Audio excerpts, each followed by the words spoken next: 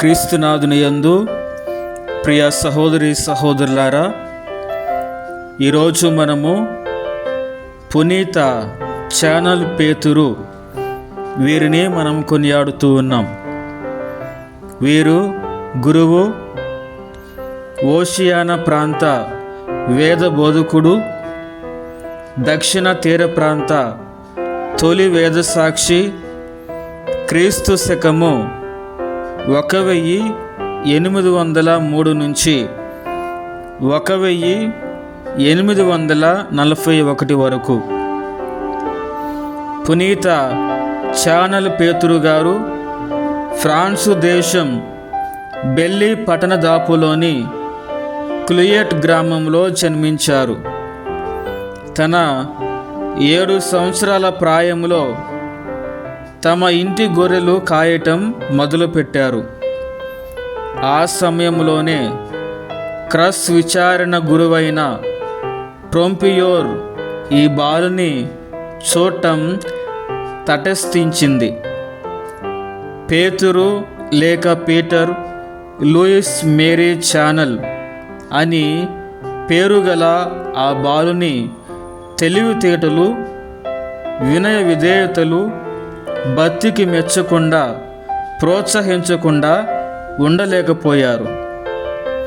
వారి తల్లిదండ్రుల అనుమతి అడిగి బాలుని తన వద్దకు తీసుకుని పోయి విద్య నేర్పించారు.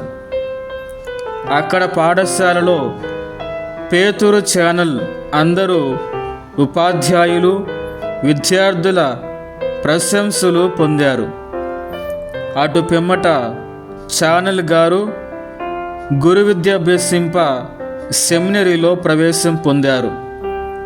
అక్కడ స్థానిక బిషప్ గారితో పరిచయం పెరిగింది.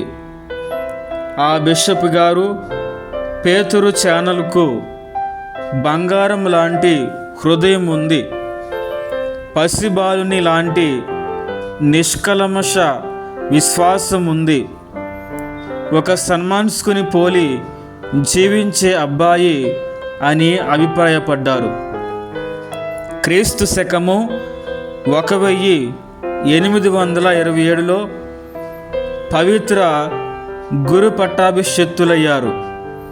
ఛానల్ గారు క్రోజోట్ విచారణకర్తగా పనిచేశారు.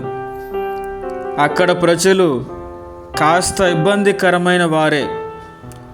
అట్టి చోట 3 సంవత్సరాలలో గొప్ప మతపరమైన చైతన్యం తీసుకువచ్చారు. వారి గృహ తలుపులు ప్రజల కోసం తెరిచి ఉండేవి.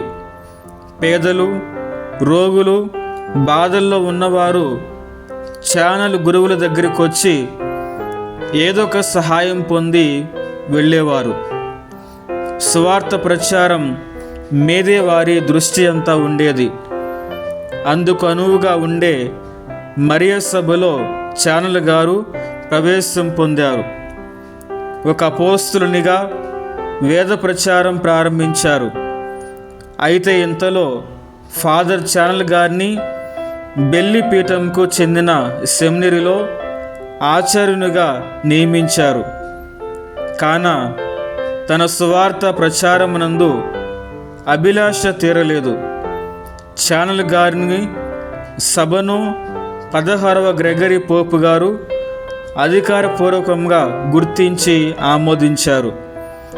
ఆ సమయంలోనే ఫాదర్ ఛానల్ కొందరు సువార్థికుల సమూహంలో తాను కూడా సభ్యుడై పసిఫిక్ మహాసముద్రంలో గల క్రొత్త హెబ్రిటస్ దివిలోని పూటునా పట్టణమునకు క్రీస్తు శకము 1836లో క్షేమంగా చేరుకున్నారు. నరమాంస భక్షకులను, అనాగరికులైన ఆ ప్రజలు అప్పుడప్పుడే సంస్కారవంతులు అవుతూ ఉన్నారు. పట్టణ ప్రజల్లో చాలా మార్పులు వచ్చింది. పూటునా పట్టణ ప్రజలు స్వార్థకులను సాధారణంగా ఆహ్వానించారు. కానీ వారి ఆధ్యాత్మిక సేవలు, ముఖ్యంగా ఛానల్ స్వాముల వారు సేవలు ఆ పట్టణ ప్రధాన నాయకునికి గుబులు పుట్టించాయి.